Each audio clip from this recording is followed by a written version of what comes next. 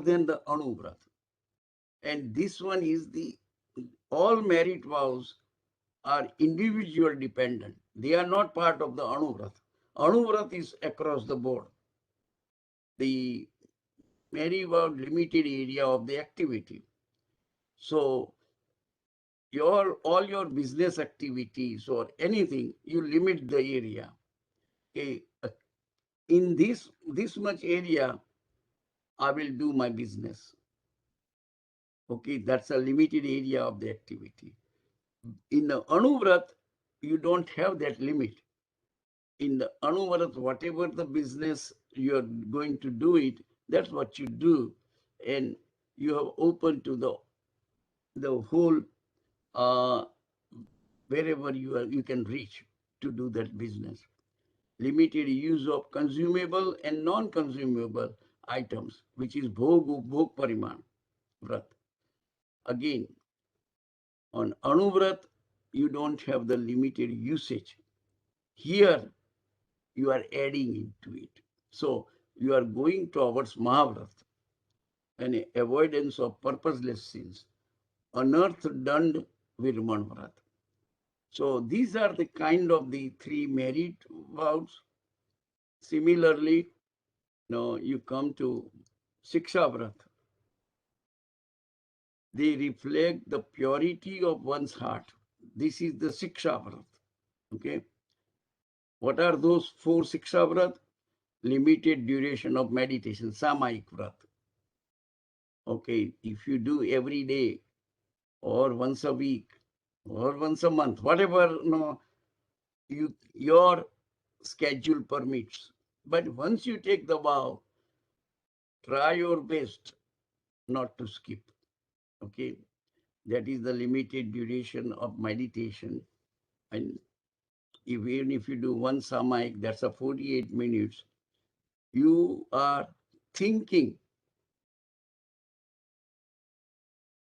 about your samyaktva in that sense.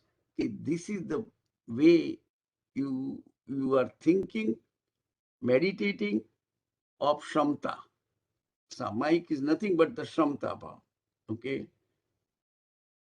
Not favoring it, you are seeing quieting down your mind, and that can occur only with samtabha.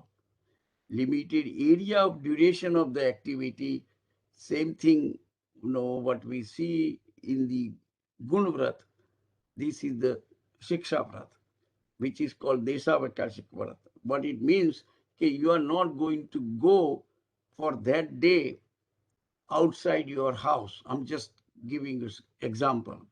That is called Deshavikasi, limited area and the duration of the activity. Limited duration of ascetic life, Paushad Vrat. Paushad is nothing. You are a lay people. But you are living for one day Paushad. That is means, you are doing 24 hours life. You live like a monk. Just a limited duration for a day or a preparation time, like somebody does Chausat Puri Paushat, means all 8 days in the Upasra. That is for 8 days they are living like a monk or nuns. And the charity vow, Atithi Samvibhat Bharat. Make sure you donate the people, all your, whatever the wealth or excess wealth, what you have, no, you do that one. And that is the way, like, you are going towards Mahavrat, where you do complete renunciation. Here, by donating, you are doing partial renunciation. So the three merit vows and the four disciplinary vows together are known as the seven vows of a virtuous conduct shield. The layperson should be very careful while observing these limited vows, because these vows, being limited or restricted vow, they still leave a great scope for the commitment of the sins and possessions of the property. So you have to be judge and you are the jury. You don't rely on anybody else. Okay. And this is all individual Gun Vrat and Shiksha Vrat. So, and again, when you come to the Sanlekhna, which is the end of life, the peaceful death is characterized by non-attachment to the worldly objects and by suppression of the passions at the time of death. One may take vow of Sanlekhna if one is in a sound mind, one is terminally ill, one cannot remain in equanimity or meditative state, because if when you are terminally ill and you are suffering from disease, one cannot remain in equanimity or meditative state. And Guru has granted the permission. These are the, if you do decide to take Sanlekhna, do it while you are in a sound mind, because you are the one taking it. But at the same time, make sure these conditions are met. You are in sound mind, but you are terminally ill. Doctor says there is no hope. It's already clear. There is no hope. Anything we do that may prolong some life, okay? But you are not going to come out of it. And if you are suffering at that time, okay, one cannot remain in equanimity or meditative state. If you are suffering, then you are going to continuously acquire new karma.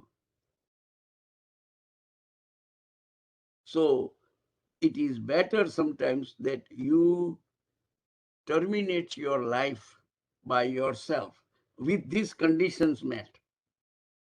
And Guru has given you the permission.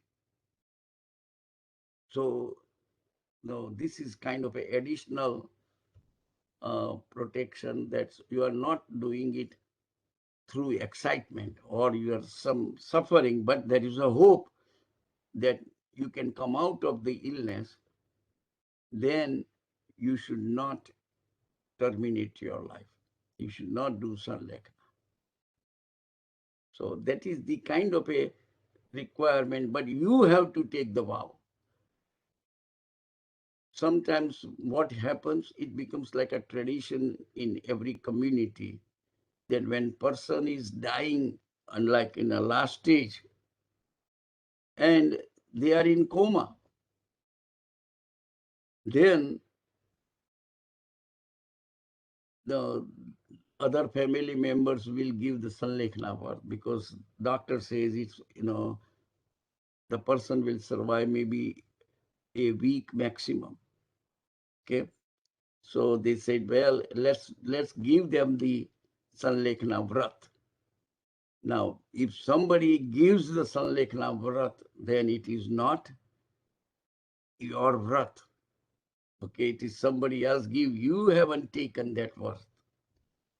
So you only take when you are in a sound mind, not if somebody gives you while you are in coma. There is a famous case, maybe about 3 years ago in Rajasthan. One of the acharya is like near the deathbed. So the disciples thought he's not going to survive. Doctor came and told them he's not going to survive. And they give it was a big newspaper, big battle on Sanlekhna for few years ago. Okay. And I was following it properly. And the acharyas, the disciples give them the Sanlekhna Vrat. Now, whatever the situation, but while in Sanlekhna Vrat, he recovered miraculously, okay? And he asked for the water. No disciple would be ready to give him the water now, because you are in Sallekhna and I am breaking your vows. And Acharya says, but I haven't taken that one. And I don't know, the disciple says, but we gave you the vrat. He says, if you give me the vrat, do you think that is applicable to me? I cannot give somebody else no upvas vrat or anything else. He says, I have to take it. And I haven't taken it, so please give me the water. And finally, no, disciples gave in. Somebody got a courage and gave him the water. And the acharyas lived another 2 months, and then he passed away. Okay? But that case was really something, that when people don't even give that one because no, you have taken the Sanlekhna vrat. These conditions were not properly met. It is not, one is in sound mind in taking the vrat. All vrats, you take it, you have to be in a sound mind when you take it. But when you are in coma and somebody else gives the vrat, it is kind of a social custom. Okay, yes, no, we give our parents or whoever the older people, we give them the vrat and they die in charitra, in diksha. That's how they take interpreting this kind of the situation, which is not correct from the Jain principles point of view. And in the final days of the life, a householder can attain such a peaceful death if she or he truly follows the above lifestyle vows. So what I'm trying to say, there is the last one is the conclusion, I believe. Okay. So before I